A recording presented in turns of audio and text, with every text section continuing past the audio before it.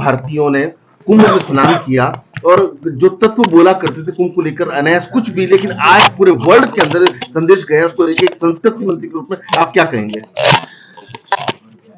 देखिए, सारे अनुमानों को ध्वस्त करते हुए जिस श्रद्धा और आस्था के भाव के साथ में भारत और देश विदेश से दुनिया भर के लोग कुंभ के में स्नान करने के दृष्टिकोण से,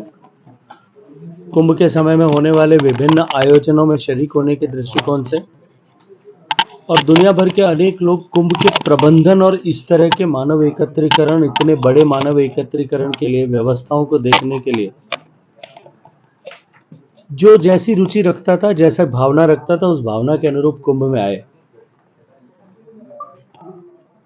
और अब की बार का कुंभ, जब कुंभ के प्रारंभ से पहले हमने जो कहा था कि दिव्य होगा, भव्य होगा, अप्रतिम होगा, अतुलनीय होगा, अनिर्वचनीय होगा, अब की बार का कुंभ ठीक वैसा ही हुआ। कुंभ के इस स्थूल पक्ष जो सामने दिखाई देता है, उसके अतिरिक्त भी कुंभ के 45 दिन में जो 67 करोड़ लोगों के एक साथ आने के कारण से जो ऊर्जा का संकलन हुआ है, और साथ साथ में भारत में एकात्मता और भारत की एकता, एक भारत श्रेष्ठ भारत का भाव जिस तरह से प्रतिपादित हुआ है, मैं ये मानता हूं कि वो और भी अधिक महत्वपूर्ण है।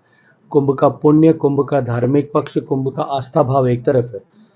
इस कुंभ ने जिस तरह से भारत को एकता के सूत्र में एक बार फिर बांधने और पूरे भारत के हर कोने से आए हुए व्यक्ति के मन में ये विश्वास जगाने कि हम सब भारतीय हैं और भारतीय होने के नाते एक हैं, बहुत बड़ी भूमिका का निर्वहन किया। सर, अभी अगर बात जोजली की करें सर, आप शुरू से कोशिश करते रहे हैं, लेकिन जोजली को लेकर के अब जो केंद्र से भी काफी कोशिश की, काफी बहुत बड़ी समस्या आसपास के लोगों को हो रही है कि निश्चित रूप से ये चिंता का विषय है। मैंने जल शक्ति मंत्री होने के नाते उस समय में राज्य सरकार से बात कर राज्य सरकार को 40% सहयोग देना और 60% सहयोग भारत सरकार दे, ऐसा प्रोजेक्ट सैंक्शन कराया था। और मैं धन्यवाद करूंगा राजस्थान की सरकार के कि अभी बजट में उन्होंने इसके लिए 176 करोड़ रुपए के प्रोजेक्ट की घोषणा की है, और राजस्थान सरकार अपना कंट्रीब्यूशन करेगी, भारत सरकार भी देगी, और मुझे पूरा विश्वास है कि हम इस समस्या का समाधान हमेशा हमेशा के लिए इसके चलते हुए कर पाएंगे। सर, राजस्थान विधानसभा में जो एपिसोड हुआ है, क्या वो लोकतंत्र के लिए अच्छा था? लेकिन निश्चित रूप से निंदनीय है। लोकतांत्रिक व्यवस्थाओं में इस तरह की बात की कहीं कोई गुंजाइश नहीं है, और मर्यादा का पालन मैं ये मानता हूं कि लोकतांत्रिक व्यवस्था में सभी को करने की जिम्मेदारी है। न वहां कोई पक्ष का विषय, न कोई अपक्ष का विषय, न कोई विपक्ष का विषय। सभी लोगों को अपनी लोकतांत्रिक मर्यादाओं का सम्मान करते हुए सब लोगों को उस पर कार्रवाई करना चाहिए। हालांकि राजस्थान के परिप्रेक्ष्य में या मैं लोकसभा के दृष्टिकोण से देखता हूं, मुझे लगता है कि जब विपक्ष के पास में कहीं कोई मुद्दे शेष नहीं रह जाते और कोई विषय जब उनके पास में चर्चा करने के लिए शेष नहीं होते, तब वो इस तरह के आधारहीन विषयों को लेकर के इस तरह से टिप्पणियां करते हैं, काम में गतिरोध करते हैं, काम न होने देते हैं। प्रदेश की जनता अनेक अपेक्षाओं के साथ में अपना जनप्रतिनिधि चुन करके भेजती है कि वो सदन में जाकर के अपने क्षेत्र से जुड़े हुए विषयों पर और ओवरऑल समाज से जुड़े हुए विषयों पर, प्रगति के विषयों पर वहां चर्चा करेंगे, स्वस्थ चर्चा करेंगे। लेकिन जब चर्चाएं इस तरह की राजनीति की भेंट चढ़ती है, राजनीतिक महत्वाकांक्षाओं की भेंट चढ़ती है, तो उसका दुख निश्चित रूप से मतदाता को होता है। एक जनप्रतिनिधि के नाते मुझे लगता है कि हमें, चाहे हम किसी भी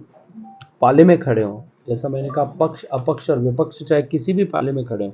एक जनप्रतिनिधि के नाते जो हमारे मतदाताओं के प्रति हमारा जो भाव होना चाहिए, जो रिस्पॉन्सिबिलिटी होनी चाहिए, हम उस रिस्पॉन्सिबिलिटी को पूरा करने के दृष्टिकोण से सोचते हुए काम करें, ऐसा मैं मानता हूँ सभी को करना चाहिए। एलिवेटेड रोड का जैसा मैंने कहा टेंडर डॉक्यूमेंट हो गया, टेंडर प्रोसीजर चल रहा है, बहुत जल्दी उसका शिलान्यास हो जाएगा। नाइट टूरिज्म को लेकर के जो स्टेट ने घोषणा की है और आगे हम उसको स्टेट के साथ मिलकर के काम कर रहे हैं। पर्यटन के मानचित्र पर जोधपुर और अधिक प्रमुखता के साथ में आए, राजस्थान में पर्यटन के दृष्टिकोण से और अधिक काम हो, इसके लिए